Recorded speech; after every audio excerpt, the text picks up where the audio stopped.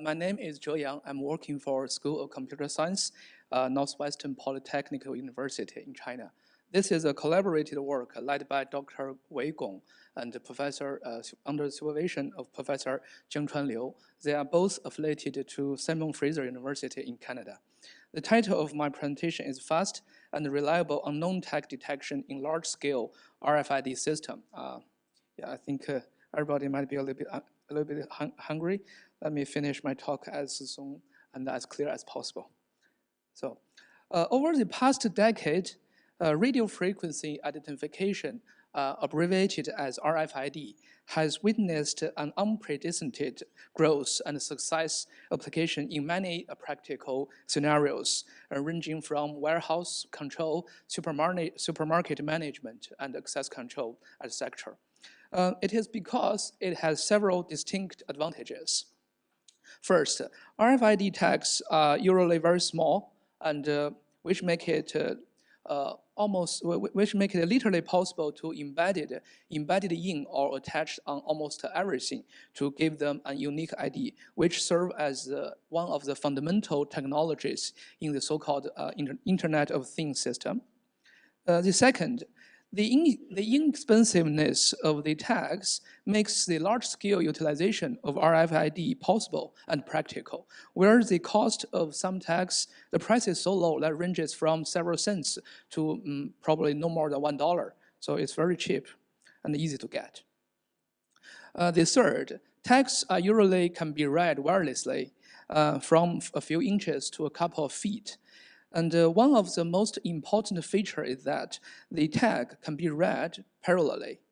This is a very important feature compared with some other technologies such as barcode, where we can only read the barcode one by one in sequence. So this paper studies one of the fundamental problems, that is detect the unknown tag, especially in the large-scale RFID system. The accurate and fast unknown tag detection is very important to many applications. For example, in the RFID-enabled inventory control system, we need to detect the unknown tag events due to the arrival of commodities or the item misplacement. The second example is when we process a large volume of items for example, in a post office facility, the unknown tag detection can help us efficiently verify a large number of tags. Moreover, the unknown tag detection is needed as a filter module in unknown tag identification and missing tag detection. In the previous work, the efficiency is not very well optimized due to the transmission of unhelpful data for detection, where some of the slot or channel is actually wasted in some of the previous efforts. Therefore, they lose the great opportunity to further optimize the transmission. In this paper, we try to optimize the efficiency of detection and communication separately. Moreover, various fundamental energy and time trade-offs in probabilistic unknown tag detection are also presented in our analytical framework. Let's take a look at the system model. Generally speaking, a typical RFID system consists of three parts, namely tags, reader, and the backend server.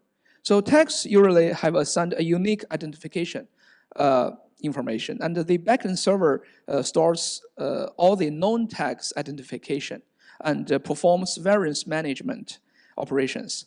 We'll assume that the communication between reader and the tags follow the Aloha model, which is widely used in the EPC global standard. As shown in this figure, so the reader first broadcasts to tags a probing message, which contains a frame size F and a random seed value R. When the tag received this probing message, it uses the random seed R and a hash function H, a preloaded hash function H, to compute its own reply slot number. Afterward, the reader issues a slot start command to all the tags. Then each tag checks whether its supposed reply slot number is the same as the current slot number. If so, it will transmit its response right away. Otherwise, it will wait and increase the current slot number by 1. According to the number of responses in a single slot, we classify slots into 3 different types. The first one is, we call it a 0 slot. 0 slot means in certain slot, there is no response at all. And singleton slot. Singleton slot means there is 1 response. There is one and only 1 response in this slot. And collision slots. Collision slots refer to there are more than 2 responses happened at the same time. So intuitively, for the unknown tag detection, when the aloha frame completes, the reader is able to compare the measured response and the so-called supposed response. Meanwhile, since the backend server contains all the information of the known tag, so we can compare the supposed response and the measured response to say if or not there is an unknown tag. For example, there are 2 conditions where the server can declare that there indeed exist unknown tags. The first case is if a supposed 0 slot turns out to be a singleton slot or a collision slot. For example, the supposed slot number 1 in the very beginning of this array, which turns to be a singleton slot, which means there is an unknown tag response, right, with some information. And the second case is when a supposed singleton slot turns out to be a collision slot, which means there is one more tag transmits its response, but which is unknown. In the prior work, the detection synopsis and the communication messages are combined. They are combined together, as shown in Figure A. The gray-colored 0 slot stand for the useful transmission detection because the 0 slot is more helpful in the unknown tag detection. However, we argue that these 2 should be separated. Several detection synopses can be compositely constructed into one single communication message, of which every slot is informative. Because if we, in the unknown tag detection process, the known tag we already know its identification. We don't actually need its response. So we argue that we should separate these 2.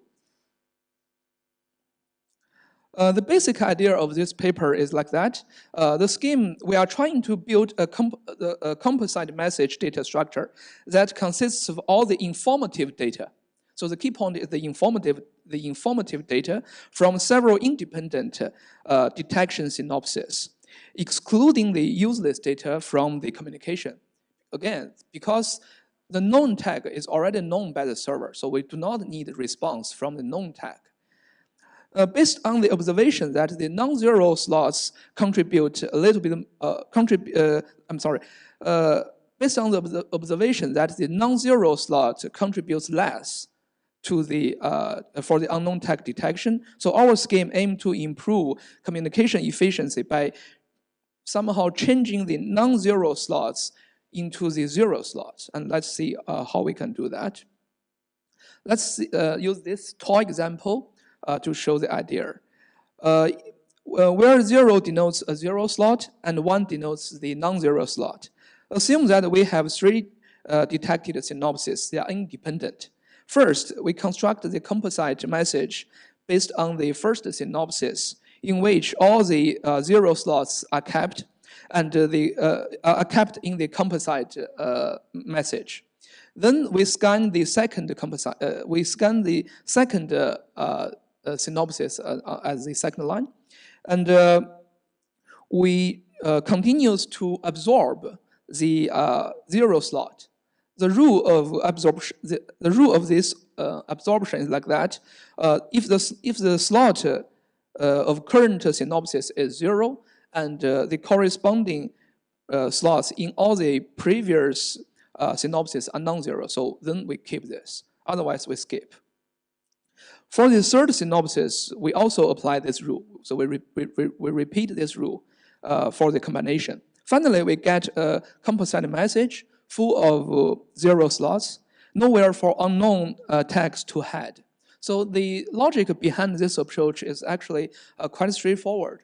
So it is much more easier to spot a stance on white paper. So on clean and white paper, if there is a spot, so we notice that. If the paper is masked, it's a little bit difficult to identify if there is something on Euro. And another thing we would like to highlight is by this scheme, we may not guarantee that we will obtain an all-zero composite message. In this case, we just leave it. But we try the best to find the all-zero, we call it clean or white paper composite message. So let's use an illustrative example showing the impact of different number of synopses with respect to the detection failure probability. In this figure, our settings are the number of tags is set to be 1,000, and the tolerable number of unknown tag is only 1, which means we don't tolerate any unknown tag. And the participation probability is set as 1 for simplicity. The participation probability means if a tag wants to participate in the unknown tag detection, it's a probability. By varying the size of frame, we compare the different k varying from 1 to 5 to the theoretical optimal values. And we observe that the previous work called SEBA, in SEBA, the k is set as 1. Achieve optimal when hidden probability is above 0.38, which is not so efficient. In particular, when the frame size is 5,000, k is set as 3, achieves the optimal hidden probability, which is 0.09, while the corresponding probability in SEBA is 0.18. So the reason for the inefficiency of SEBA is that around 50% of the total slots in a frame are non-zero slots, which are of no use in the unknown tag detection, leading to the unnecessary and wasteful transmission. So because they are trying to identify a stance on a dirty paper, so that's why the efficiency is not that high. We observe that it follows the law of diminishing marginal returns regarding to the number of synopses. We use the numerical results to show this point. So as shown in this figure, by varying the number of synopses, we observe that similar trends.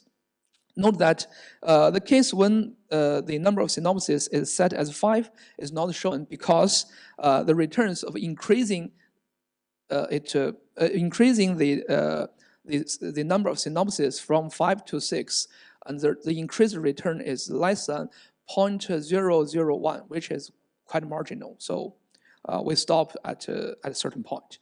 Therefore, in the following, we just use the number of synopses as 5, which is good enough. This is the empirical results, which is good. So we use it. The return is marginal it's kind of like investment. When you invest more money, your return is quite marginal, so you stop at a certain place. And in our case, it's 5. The energy cost of a tag is another important issue that we have to carefully cope with.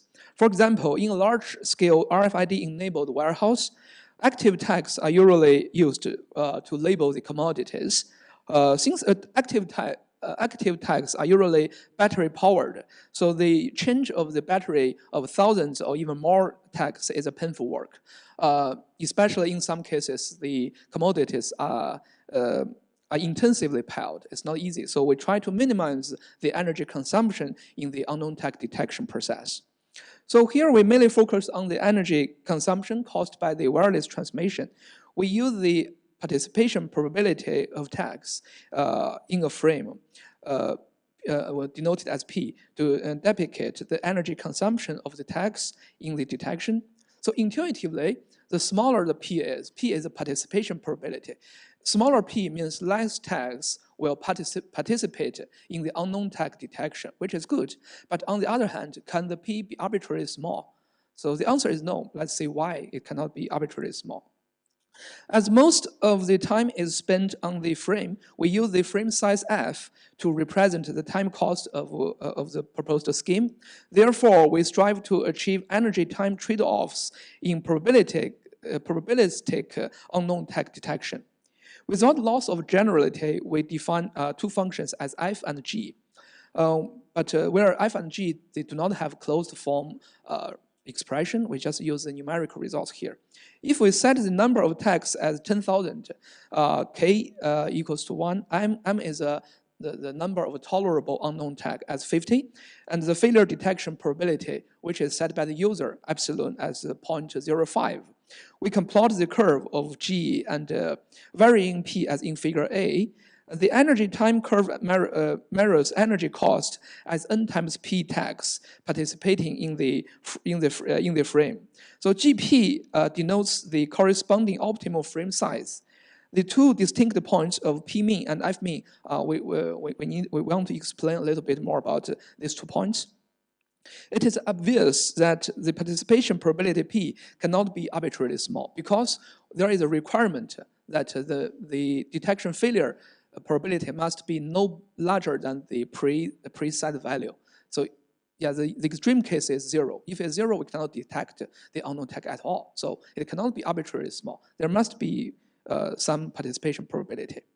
And in this case, the participation probability P mean is found to be 0.06, which can be quickly found by the binary search. So it's not a big issue here. So similarly, it is easy to derive that between the P mean and probability 1. Probability 1 means all the tags should participate in the unknown tag detection precise. Between these two extremes, there must be a minimum frame size, F mean. So again, by a binary search, we can find the F mean in this case as 9,000 and 9,460 under the setting of the in the figure B, which is a zoom view of figure A. Note that for different parameter settings, the curve of G may be different, but the precise of finding P mean and F mean, they are the same, so the same precise. We prototype the WP by a software-defined radio platform, USRP, served as a radar, and we use 5 WISP tags as the tag. It's not really large scale, but it's as a proof of concept. So the communication between the radar and the 3 known WISP tags is shown in the above figures. Shows in these figures. And as we can see, after the mirror response command, this is a mirror response command. After that command, this time slot is clean because all the tags identification are known by the server. So it actually does not transmit anything. Then we change the experiment setting to we use all these 5 WISP tags, where 3 of them are known and 2 of them are unknown tag. And as we can tell from the figure below, that after the command is sent out by the reader, there is a busy slot, which means we got an unknown tag. We got an unknown tag here. So it verified the efficiency of the proposed scheme. We also examine the actual detection failure probability of the proposed scheme, which is an important metric. As shown in this figure, we vary the percentage of the unknown tag from 5% to 95%. So even as high as 95%, the actual detection failure probability are always below the preset value epsilon, which is 0.01 for different k. This result shows that WP, so the proposed scheme, can effectively detect the unknown tag event with the desired requirement. We also compare the proposed scheme with the state-of-the-art solution, as shown in this table. So we can say that when m equal to 100, when m equal to 100, the energy cost of WP is only 3.8% of SIBA at P mean in the achieved, where achieves the least energy cost.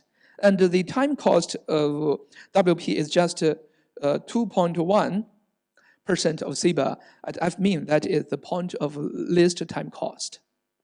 But please note that these two values, they are not achieved simultaneously. So again, there is a trade-off between the energy and time. So here we compare the performance of WP with SIBA, SIBA plus, and SPF under the different number of tags and the tolerable minimum number of unknown tags. As shown in this figure, WP always has the smallest energy cost among all these protocols, all these methods. In particular, SIBA and SIBA A plus are the same worst. Actually, they are overlapped with each other, as shown as this one. Due to there are no energy conservation strategy built in, which means the participation probability is set as 1. So whenever there is an unknown tag detection, all the tags involved in this process. While SPF employs a sampling probability scheme and is better than SIBA and SIBA plus, it is not as good as the proposed scheme since it does not eliminate the wasteful transmission completely. We also show the results with respect to the time cost. So in this figure, we can see that WP significantly outperforms all the prior schemes. In this figure, WP is as much as 9.9 times, 2.1 times faster compared with SIBA, SIBA plus, and SPF respectively. This advantage mainly comes from the compact components message design that has no wasteful information involved in the communication. So all the communication is meaningful here. That's why we can boost the time consumption, reduce it as much as almost 10 times. And let me conclude my talk. So in this paper, we propose a fast and reliable unknown tag detection scheme for large-scale RFID systems. And the energy and time trade-offs are achieved. And we prototype a system using software-defined radio and WISP tags. And the detailed analysis and experiments results show that the proposed scheme is effective and can outperform the prior schemes significantly. So this basically concludes my talk. Thank you very much for listening.